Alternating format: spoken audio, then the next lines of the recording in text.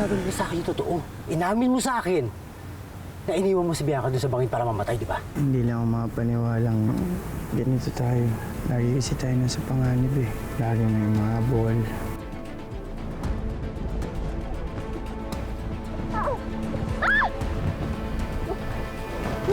It's a degenerative disease na nakaka-apekto sa internal organs ng tao, causing them to fail one by one. Kapag nagpakita na yung symptoms, tuloy-tuloy na eh.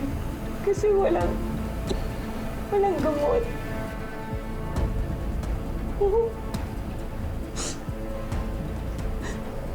Nakikiusap ako.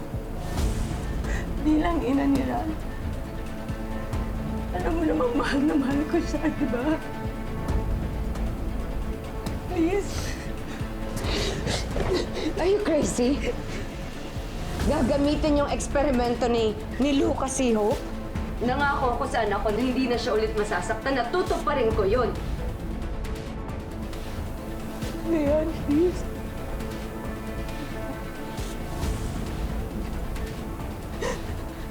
Please.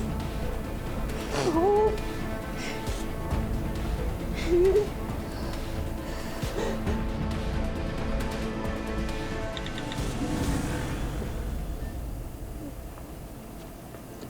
Hope. Anak. Aalis na tayo. I'm sorry kung hindi ka namin matutulungan. Ina rin ako kagaya mo. At poprotektahan ko din yung anak ko. I'm sorry kung malubha ang sakit ni Ralph. Pero kailangan kong protektahan ang anak ko. Let's go.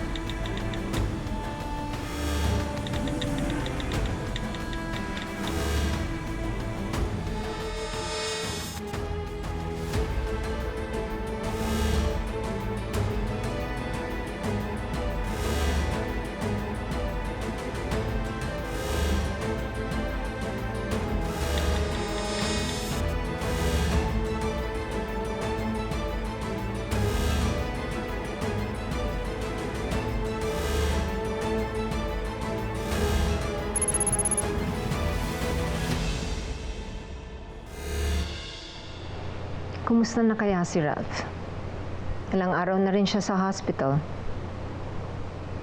Di pa nga po ako nakakadalaw sa kanya simula nung unang araw niya dun eh. Hindi po kasi ako pinayagan ni Mama. Oh.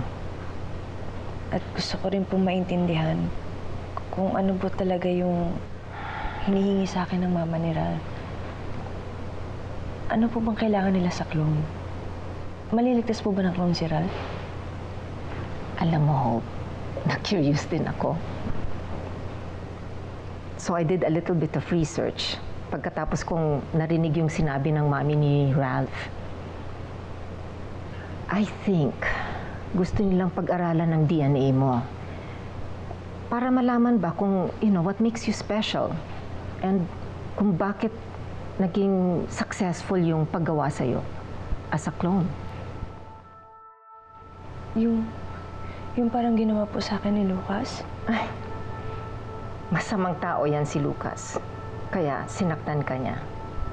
Pero ang tunay na mga doctors and researchers, magagawang pag-aralan ka na hindi ka sinasaktan. Pero po, pagkatapos nila akong pag-aralan, gagawa po sila ng clone ni Ralph? Para saan po? Okay.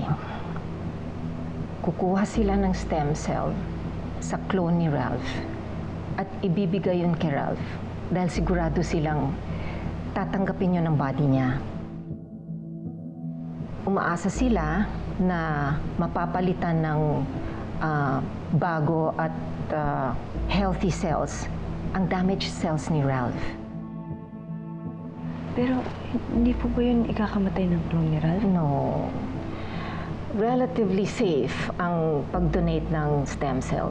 Meron sigurong konting discomfort, pero hindi yung tatagal. Pero pag ginawa po ba nila yun, gagaling na si Ralph? Yun lang. Experimental to. So, wala pa ngang ibang clone sa buong mundo maliban sa'yo. Kaya, there's no guarantee kung makakatulong to sa condition ni Ralph.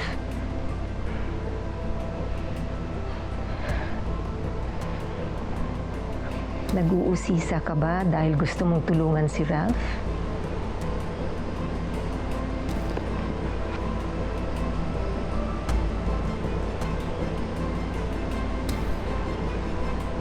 Pag-isipan mo ng mabuti to.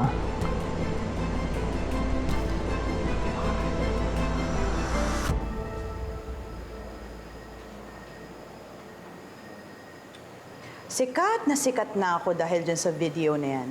Alam mo, kuya, pati yung mga kaibigan ko nakapanood, nilayuan na ako. Mga ipokrito, mga plastic talaga yun. Ma, ayoko na rin pumasok sa school. Pinag-uusapan lang naman ako ng mga blockmates ko eh. Tsaka, okay lang ba talaga tayo dito? I mean, what if sampahan ka na rin ng kaso ni Ninang na yan? Tapos pumunta siya dito, makita ka niya with Tito Lucas. Ano na mangyayari sa akin nun? Kuya, Aika has a point. Dapat umalis talaga tayo dito eh. Kung pwede nga lang sa ibang bansa, doon na tayo pumunta. Kara, yun naman talaga plano ko eh. But I'm wanted. So are you. Sigurado ako natimbre na tayo sa immigration. Hindi talaga tayo makakalabas ng bansa.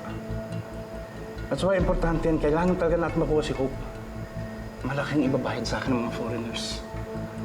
We need these foreigners para sa connections nila, para makakuha tayo ng bagong identity, tsaka para makalas tayo. Well, in that case, you can count me in. Ma, baka delikado yung mga foreigners na yun. Ma, please naman. Huwag ka nang makisali sa plano ni Tito Lucas. Aika, alam mo kailangan ako ng Tito Lucas mo. Okay? At isa pa, ginagawa ko to para sa pamilya natin. At gusto kong makaganti dyan sa bruhang Hope na yan sa lahat ng ginawa niya.